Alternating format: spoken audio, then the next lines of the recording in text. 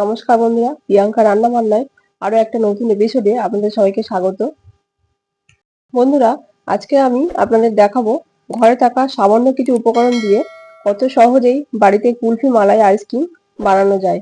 এই গরমের মধ্যে একবার হলেও বানিয়ে নেবেন, বাচ্চা থেকে বড় সবাই খুব পছন্দ করবে। বন্ধুরা, আমার চ্যানেলে নতুন বন্ধু হলে চ্যানেলটা সাবস্ক্রাইব করার অনুরোধ রইল। আসুন বন্ধুরা, দেখে নিই আজকের রেসিপিটা। বন্ধুরা, কুলফি আইসক্রিম বানানোর জন্য এখানে আমি আমুলের 500 লিকুইড দুধ নিয়েছি। দুধের প্যাকেটটা কেটে কড়াইয়ের মধ্যে দিয়ে দিচ্ছি। পুরো প্যাকেটটা কড়াইয়ের মধ্যে নিয়ে নিয়েছি। এভাবে একটু নাড়তে থাকবো কিছুক্ষণ। দুধটা যখন পুরোপুরি গরম হয়ে যাবে তখন এখান থেকে 4 হাতা দুধ আমি তুলে নেবো একটা বাটির মধ্যে। গরম দুধটা আমি তুলে নিলাম, এটা আমি সাইডে রেখে দিচ্ছি। বন্ধুরা, এখানে নিয়েছি উইকফিল্ডের কর্নফ্লাওয়ার। কর্নফ্লাওয়ারটা আমি গরম দুধের মধ্যে, যে বাটির মধ্যে যে দুধটা তুলে রেখেছিলাম ওই দুধটার মধ্যে দিয়ে দেব। এখানে আমি 2 চামচ কর্নফ্লাওয়ার দিচ্ছি। কর্নফ্লাওয়ারটা দিয়ে খুব ভালো করে দুধটার সাথে মিশিয়ে নেব। এভাবে খুব ভালো করে মিশিয়ে নিয়েছি। এখানে নিয়েছি কিছুটা ছোট এলাচ। ছোট এলাচের মধ্যে দানাগুলো থাকে, এই দানাগুলো বের করে খুব ভালো করে গুঁড়ো করে নেব। বন্ধুরা, নিয়েছি কিছুটা কাজু। কাজু নিয়ে নিলাম কিছুটা। আর নিয়ে নেব নর্মাল যে বাদাম আমরা ভাজা খাই, সেই নর্মাল বাদাম নিয়ে নিলাম। বাদামের খোসাগুলো ছাড়িয়ে বাদামগুলো নিয়ে নিলাম একটা বাটির মধ্যে। বন্ধুরা, এখানে আমি 3 রকম বাদাম ব্যবহার করছি। বন্ধুরা, এই বাদামগুলো দিলে কুলফির টেস্টটা খুব সুন্দর হয়। এখানে নিয়েছি কিছুটা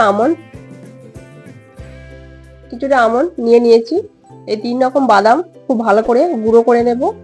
এখানে দেখুন দুধটা অনেকটা ঘন হয়ে গেছে। দুধটা আরো কিছুক্ষণ এভাবে নাড়তে নাড়তে জাল করে নেব। এখন দিয়ে দেব এলাচের গুঁড়ো। ছোট এলাচের দানাগুলো গুঁড়ো করে নিয়েছিলাম। আর দিয়ে দেব বাদামের গুঁড়ো। যে বাদামগুলো নিয়েছিলাম 3টে বাদাম, 3 রকম বাদাম, সেই বাদামগুলো গুঁড়ো করে নিয়েছি। বাদামের গুঁড়ো দিয়ে খুব ভালো করে দুধটার সাথে মিশিয়ে নেব। এইভাবে খুব ভালো করে মিশিয়ে কিছুক্ষণ জাল করে নেব। এখন এর মধ্যে অ্যাড করব কর্নফ্লাওয়ার মেশানো দুধ। কর্নফ্লাওয়ার মেশানো দুধটা দিয়ে এভাবে নাড়তে থাকবো, না হলে তলে লেগে যাওয়ার সম্ভাবনা থাকে। কর্নফ্লাওয়ার মেশানো দুধটা দিয়ে এভাবে নাড়তে থাকবো। নাড়তে নাড়তে কিছুক্ষণ পরে দুধটা অনেকটা ঘন হয়ে যাবে। দেখুন বন্ধুরা, কিছুক্ষণ নাড়ার পরে দুধটা অনেকটা ঘন হয়ে গেছে।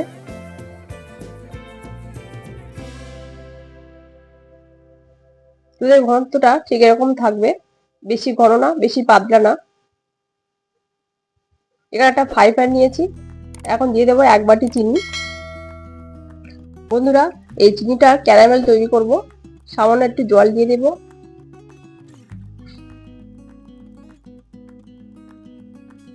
চিনিটা যখন ফুটতে শুরু করবে তখন এইভাবে নাড়তে থাকবো। নাড়তে নাড়তে চিনিটার কালারটা আলাদা হয়ে যাবে, কালারটা চেঞ্জ হয়ে যাবে। এভাবে চিনির ক্যারামেল তৈরি করে নেব। দেখুন বন্ধুরা, চিনির কালারটা অনেকটা চেঞ্জ হয়ে গেছে। এর থেকে বেশি লাল আমি করব না। বন্ধুরা, এখন গ্যাসের ফ্লেমটাকে লোতে রেখে এভাবে ক্রমাগত নাড়তে থাকবো।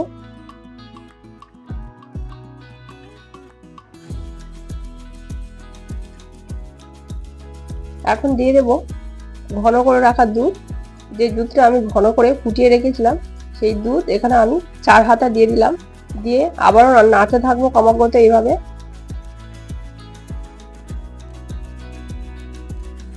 এইভাবে ভালো করে নেড়ে চেড়ে নেব।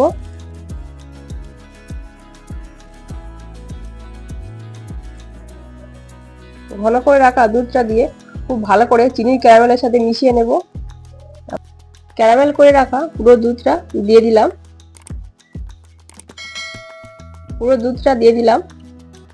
দিয়ে এইভাবে খুব ভালো করে মিশিয়ে নেব।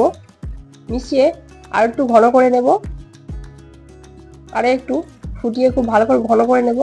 দেখুন বন্ধুরা, অনেকটাই ঘন হয়ে গেছে দুধটা। এর থেকে বেশি ঘন আর করব না। ঠান্ডা হয়ে গেলে আরো একটু ঘন হয়ে যাবে।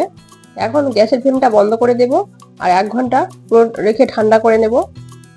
বন্ধুরা, 1 ঘন্টা পরে ফিরে এলাম। দেখুন দুধের মিশ্রণটা পুরো ঠান্ডা করে নিয়েছি। ঠান্ডা হয়ে যাওয়ার পরে অনেকটাই ঘন হয়ে গেছে। দেখুন বন্ধুরা, ঠান্ডা হওয়ার পরে কতটা ঘন হয়ে গেছে দুধের মিশ্রণটা। আইসক্রিমগুলো জমানোর জন্য এখানে আইসক্রিমের মোল্ড নিয়েছি, ঢাকাগুলো খুলে নিয়েছি। এবার এখান থেকে হাতায় করে আইসক্রিমের মোল্ডের মধ্যে দুধের মিশ্রণটা দিয়ে দেব।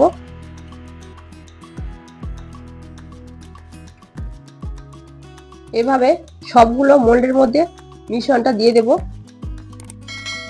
বন্ধুরা, সবগুলো মোল্ডের মধ্যে আইসক্রিমের মিশ্রণটা ভরে নিয়েছি। এখন এভাবে সেট করে নেব, চেপে চেপে এভাবে সেট করে নেব। এভাবে একটু চেপে চেপে ভালো করে সেট করে নেব।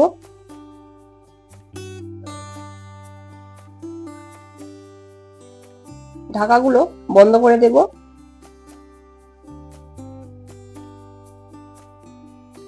মোল্ডের ঢাকাগুলো আটকে নিচ্ছি।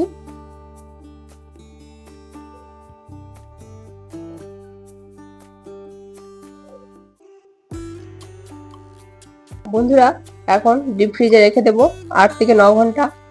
8 থেকে 9 ঘন্টা ডিপ ফ্রিজে রেখে দেব। 8 থেকে 9 ঘন্টা পরে ফিরে এলাম।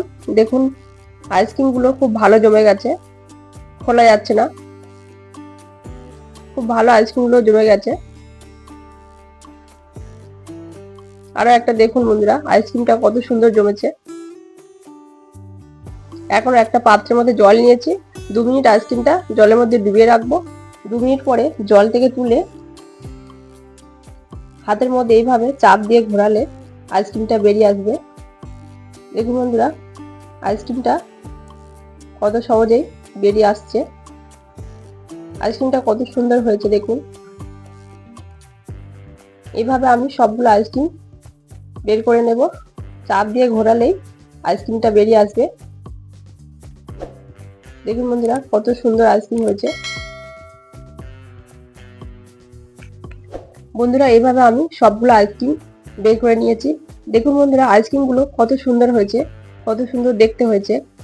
বন্ধুরা, আইসক্রিমগুলো দেখতে যেমন সুন্দর হয়েছে, খেতেও তেমনি টেস্টি হয়েছে। আপনারা এইভাবে বাড়িতে বানিয়ে দেখবেন। এখানে নিয়েছি বাদামের কুচি। বাদামের কুচিগুলো ওপর থেকে ছড়িয়ে দেব। 3 রকম বাদাম কুচিয়ে রেখেছিলাম, বাদাম কুচিগুলো ওপর থেকে একটু ছড়িয়ে দেব।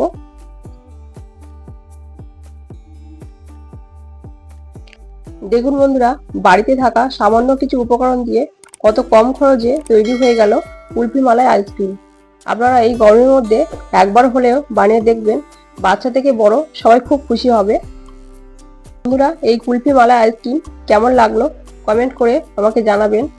বন্ধুরা, এরকম নতুন নতুন রেসিপি পেতে চ্যানেলটা সাবস্ক্রাইব করে পাশে থাকবেন। আর পাশে থাকা বেল আইকনটি অল করে রাখবেন, তাহলে নতুন নোটিফিকেশন আপনাদের কাছে পৌঁছে যাবে। আপনারা সবাই ভালো থাকবেন, সুস্থ থাকবেন। ধন্যবাদ।